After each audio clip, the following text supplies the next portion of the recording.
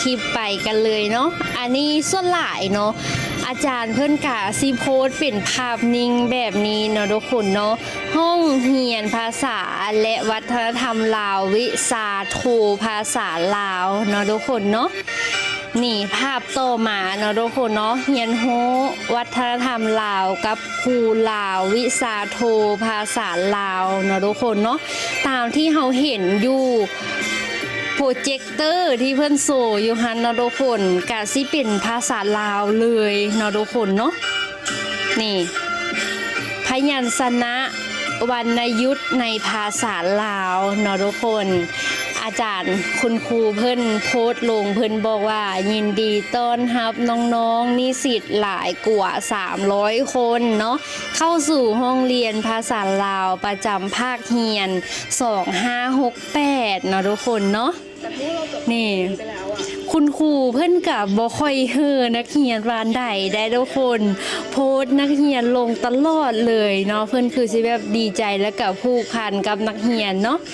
มาให้บ่นอยู่แป๊บๆก็จบปะกันแล้วเนาะขอบคุณทุกคนที่มาร่วมบันทึกความทรงจำดีๆในชีวิตความทรงจำที่ดีในชีวิตของครูนะลูกว่าสันขอให้ทุกคนโชคดีเด้อโอ้คุณครูเพื่อนบ่ค่อยเฮือปานใดเนาะบ่ค่อยเฮือนักเรียนปานใดเนาะและภาพวิดีโอนี้เนาะกะเป็นมือที่นักเรียนเนาะเพิ่นอ่านภาษาลาวเนาะคล่องกันแล้วเนาะทุกคนเนาะซึ่งอันนี้เป็นข้อความที่คุณครูเพิ่นได้เขียนไว้เนาะแต่ว่าเสียงที่นักเรียนเพิ่นอ่านแม่นได้ยินน้อยเดียวเนาะทุกคนเนาะน้องๆนิสิตวิชาโทภาษาลาวเนาะทุกคนเนาะโอ้เป็นภาพที่น้องลี่เองหากะเห็นทุกคนว่าคนไทยเพิ่นก็มาเรียนภาษาลาวเฮาเนาะทุกคนเนาะแล้วก็หากะสิมาฮู้จากคลิปนี้เนาะว่าอ้ออยู่ไทยเพิ่นมีเรียนภาษาลาวเนาะทุกคนแล้วก็ได้เรียนกับครูไทยเลยเนาะโอ้ยได้เรียนกับครูลาวเลยเนาะทุกคนเนาะมื้อนี้อายครูพาน้องๆนิสิตห้องเรียนภาษาลาวฝึกเขียนกอไก่ขอไข่เขียนชื่อตัวเองแล้วก็สะกดคำภาษาลาวเนาะทุกคนเนาะนี่คุณครูเพิ่นได้โพสต์ไว้เนาะทุกคนเนาะเปิดเทอม2568เนาะได้2อาทิตย์ผ่านไปมีเวลาเรียน4คาบ8ชั่วโมงต่อ1กลุ่มเนาะทุกคนเนาะห้องเรียนเพิ่นกะคักเนาะใหญ่ดีกว้างดีเนาะนี่ภาพต่อมาส่วนหลายคุณครูเพิ่นกะสิโพสเป็นภาพนิ่งๆแบบนี้เด้อทุกคนห้องเรียนวิชาโทภาษาลาวปี2เนาะอาทิตย์3ของภาคเรียน2 5 6 8เนาะทุกคนอ้อกะสิมีเป็นปีปี1ปี2ปี3แบบนี้ไปบ่แน่ใจเนาะทุกคนเนาะเพราะว่าคุณครูเพิ่นบ่ได้ให้รายละเอียดอีหยังไว้หลายเนาะนี่เดี๋ยวมาเบิ่งภาพบรรยากาศห้องเรียนของอาจารย์เนาะอาจารย์โชคดีธรรมวงศ์ทุกคนอันนี้แบบรีวิวโดยนักเรียนของเพิ่นเด้อทุกคนเด้อเนาะแล้วคุณครูนะหน้าตาดีขนาดเลยเด้อทุกคนฝากไว้เพื่อผู้ใดอยากไปเรียนนี่ว่าจังได๋คนสวยว่าซั่นเนาะเล่นบอกเล่นแล้วตั้งใจมารีวิวบอกอะไรบอกเล่นแล้วนี่เด็กไปย้ายมาผมไหมล่ะเป็นจังได๋ห้องใหญ่กว้างดีนี่นะคะมันก็โอ้ทุกคนใหญ่มากเวลาได้ยินเสียงของนักเรียนเพิ่นว้าวเป็นภาษาลาวเนาะทุกคนสำเนียงเวียงจันทน์เลยเนาะเนื่องจากว่าผู้ที่สอนเป็นคนเวียงจันทน์เนาะทุกคนโอ้ถ้าผู้ใดได้เรียนกับอาจารย์ได้เรียนกับคุณครูคนภาคใดไปก็สิได้สำเนียงของครูภาคนั้นไปเด้อทุกคนแต่ว่าสำเนียงเวียงจันทน์นะเป็นสำเนียงที่ม่วนเนาะทุกคนเนาะและก็ถึกลักภาษาลาวที่สุดเนาะทุกคนสำเนียงเวียงจันทน์เนาะตามที่น้องวิเองได้เรียนมาแต่น้อยแล้วอาจารย์เพิ่นบอกเนาะนี่แล้วมาเบิ่งอันนี้ทุกคนอันที่น้องลิเองอยากนำเสนอสุดๆเลยเนาะสาขาภาษาลาวพร้อมแล้วเด้อเนาะปีการศึกษานี้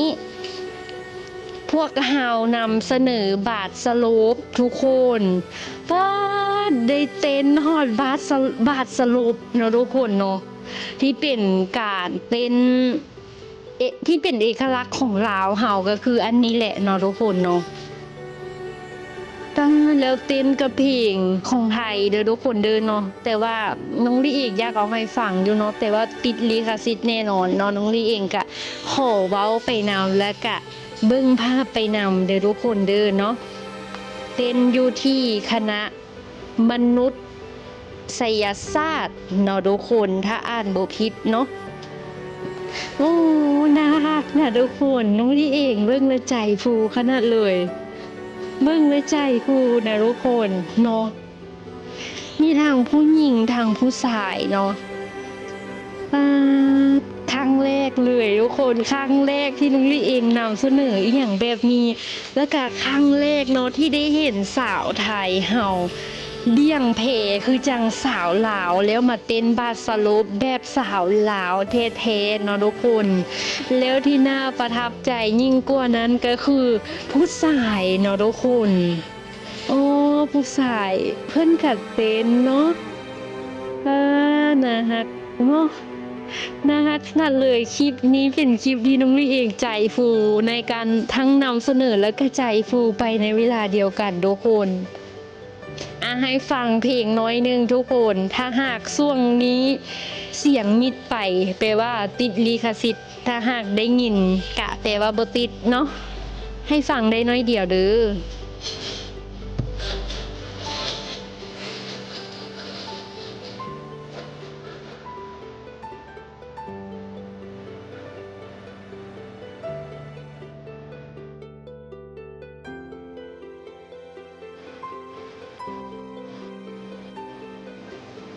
โอ้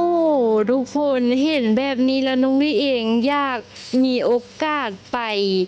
ถ่ายคลิปณตอนที่เพิ่นมีงานแสดงอีหยังแบบนี้เลยเนาะ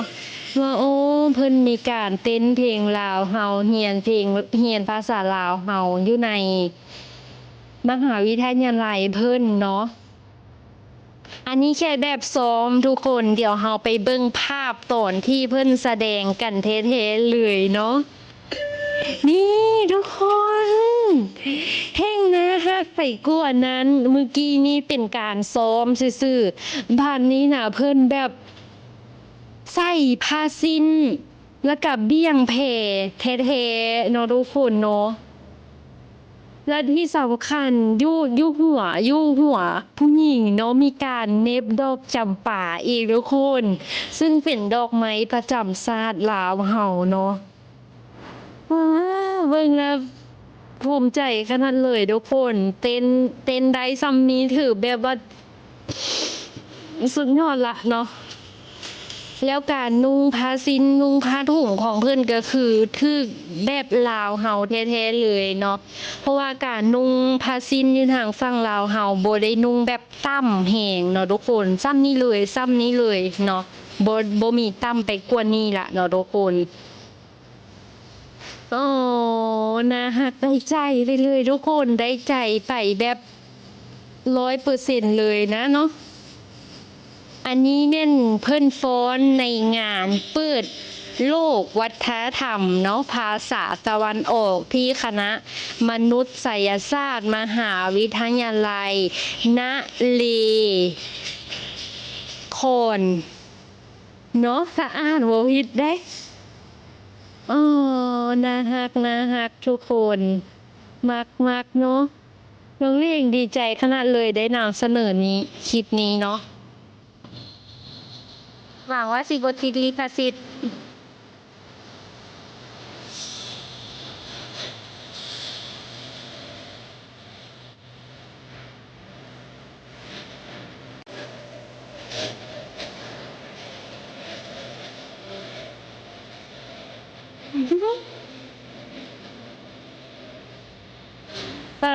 งามปานสาวลาวเลยเนาะงามนะทุกคนน่าฮักเนาะเห็นเพิ่นใส่แบบนี้แล้วน่าฮักเนาะทุกคน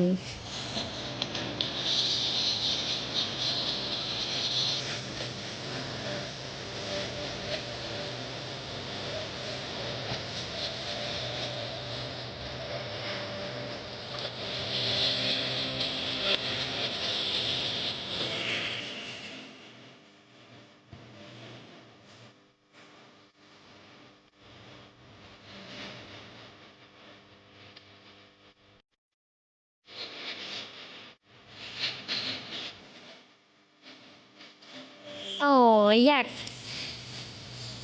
เอ็นดูเนาะเอ็นดูผู้ชายนะทุกคน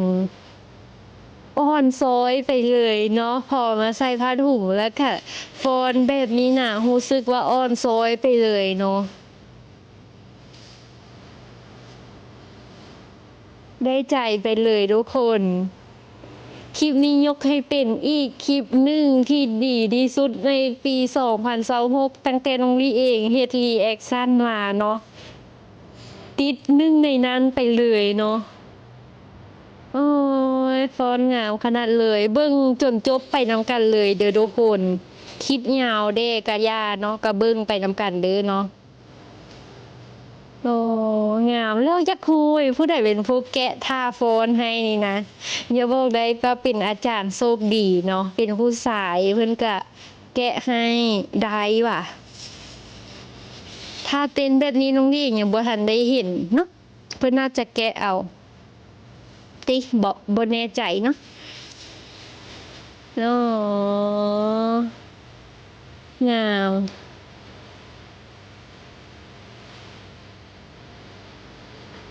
อ๋อจบแล้ว